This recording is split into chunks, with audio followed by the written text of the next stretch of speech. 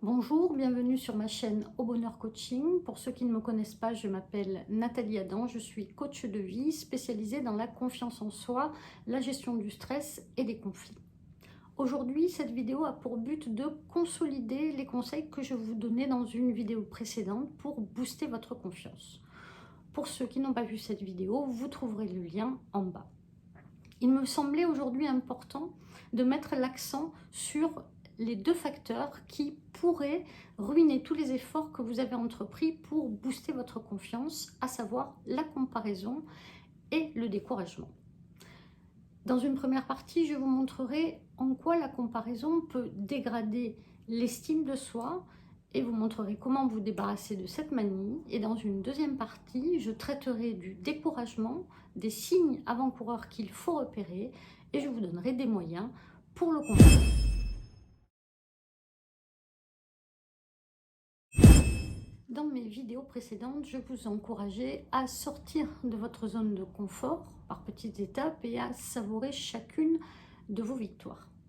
Là où les choses peuvent se compliquer, c'est lorsque vous commencez à comparer le résultat de la victoire obtenue aux autres. Car si ce réflexe est relativement naturel, il est particulièrement nuisible pour les personnes qui manquent de confiance. Car ce réflexe va avoir pour effet de minimiser la valeur du résultat obtenu. Prenons un exemple. Si je n'ai pas l'habitude de m'exprimer en réunion car je manque de confiance et que aujourd'hui je décide de m'exprimer, d'avoir ce courage et que parce que tous les regards sont sur moi à cause de l'effet de surprise, je me mets à bégayer et à rougir, bien sûr que si je compare ma prestation à celle de mon collègue qui a l'habitude d'intervenir sans rougir et sans bégayer, je trouverai que ma prestation est médiocre. Mais tout cela n'est qu'une question de perspective, car mon intervention n'enlève en rien la valeur de l'exercice. C'est une victoire que j'ai remportée sur moi et sur mon handicap.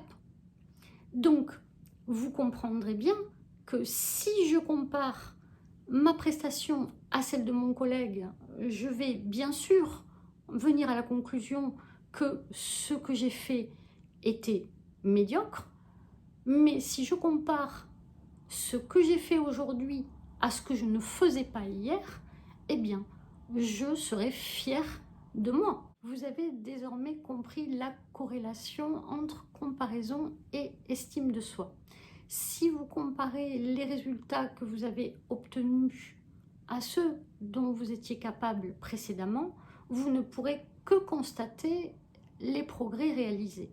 Par contre, si vous comparez les résultats que vous avez obtenus aux autres, vous allez tout naturellement amoindrir la valeur des résultats que vous avez obtenus. Il s'agit donc ici d'opérer un changement de perspective et donc de cesser de comparer ce que vous faites aux autres pour contraindre votre cerveau à ne comparer que les résultats que vous avez réalisés par rapport à votre situation initiale.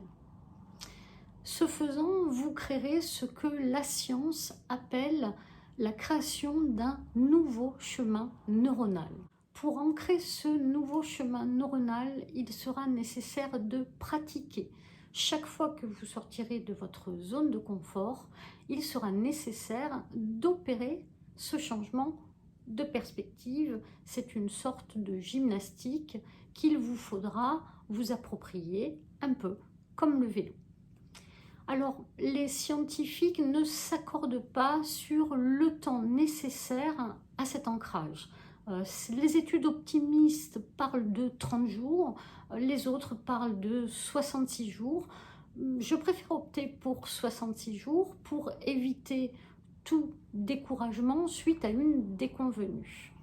Ce qui m'amène au deuxième volet de ma vidéo, le découragement, les signes avant-coureurs qu'il faut repérer et ensuite les moyens pour le combattre.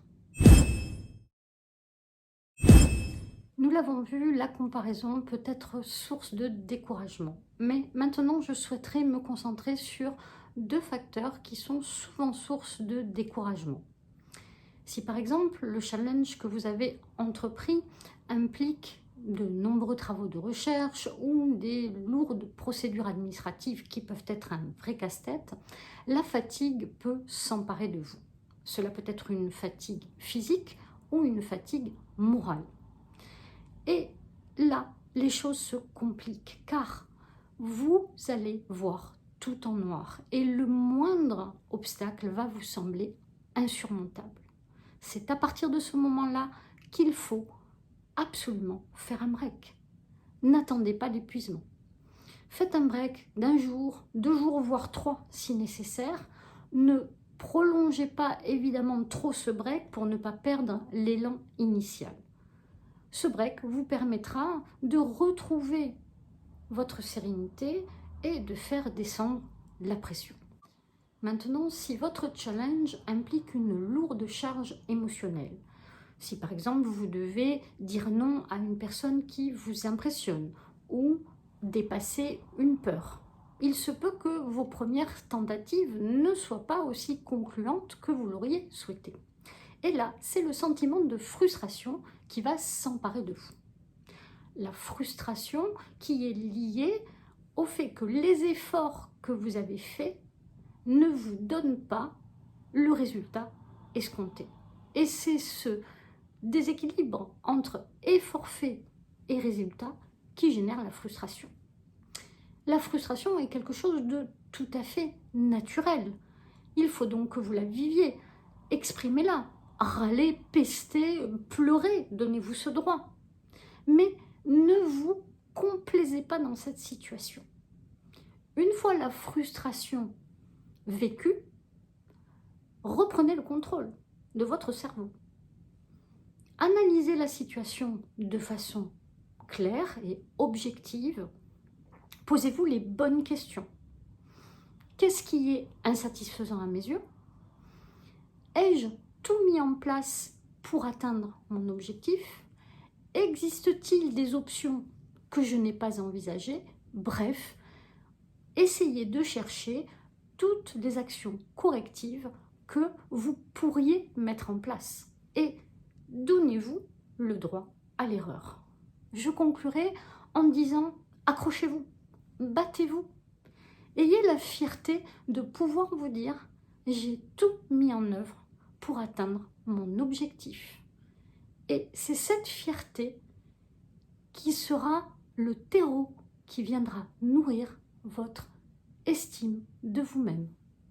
Merci d'avoir écouté cette vidéo. N'hésitez pas à me poser des questions, j'y répondrai volontiers.